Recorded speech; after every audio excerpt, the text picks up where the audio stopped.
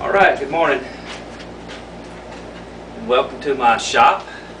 I'm going to be working on a Les Paul style guitar, and what I'm trying to accomplish here is just to give the average person a little bit of insight on what it takes to build a guitar.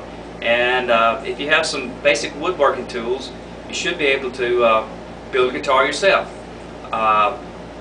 There are some simple tricks that if you follow those, then you can pretty much make an instrument that does play, and you can never tell, it may sound awesome. So what we're working with today is some maple.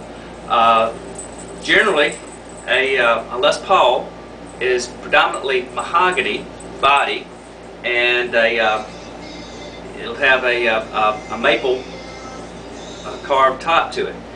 Well, on this guitar I'm going to do kind of the opposite. I'm going to use a thick maple body and use a mahogany for the back of the guitar, a thinner piece of mahogany for the back of it. The way I got this wood, I was in Memphis recently, and there's a store in Memphis called Coco's. They deal in hardwoods and exotic hardwoods, and real nice place there.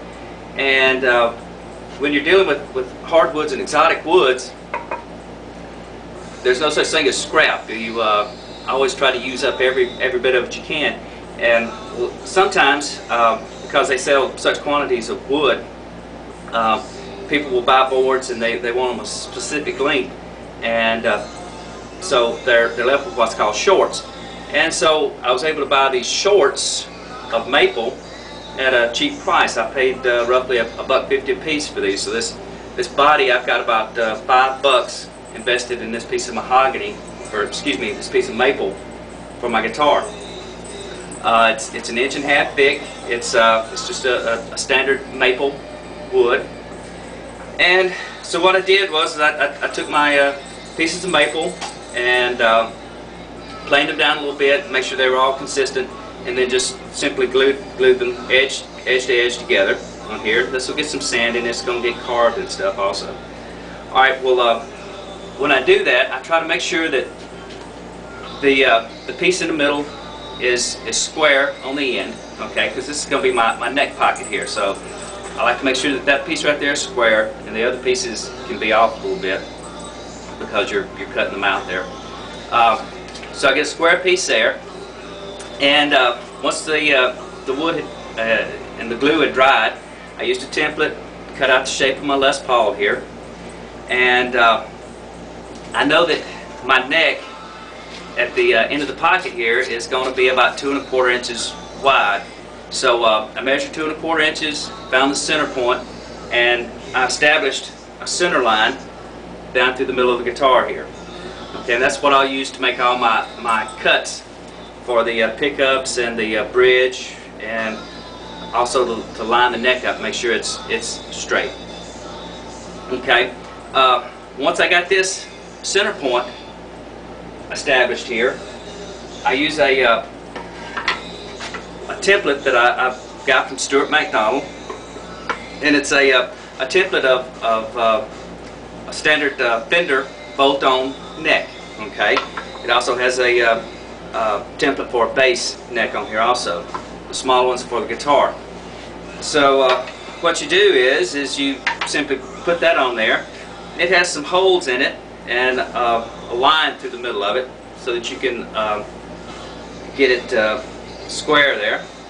And you just simply line that up and outline your neck pocket there, and then use a router, and I'll route that out, try to get that nice and clean in there. That establishes my neck pocket. And when the neck goes in there, it should be square with this. Okay. Like I said before, I'm going to be using a thin piece of mahogany for the back of the guitar. This was some more wood that I salvaged from the boat. Kind of some odd shapes, but I glued them together, and this should work out real nice there for the back. By sandwiching the guitar body together, what it allows me to do is this maple is fairly heavy wood, And so what I'll do here is I'll go inside the shoulders of the guitar and the bottom of the guitar, and I'll route out a good portion of this material all through here. And so this will actually be hollow in here. And this maple is pretty, I don't know if you can hear that or not, but it has a pretty bright sound. And hollowing this out will help with the resonance of the guitar, will help it sustain a little bit, and it won't be so heavy. And then when I get ready to put the controls in, I'll have a nice open area to work with on my controls there. So the other part of the guitar is going to be the neck. We have the body. This is the neck. Okay. This is a piece of Honduran mahogany. There again, I scrapped this from an old salvage boat. If you notice, it has a couple of holes in it. That's for our purposes here won't be a big deal, because we're going to taper this off here on both sides, and so we'll just simply cut right around those holes there. Now we are building a bolt-on neck. I'll use my template here to establish the contour of the neck on the back here, and if I cut it out according to my template there, it should fall right into place on the guitar body and be in alignment.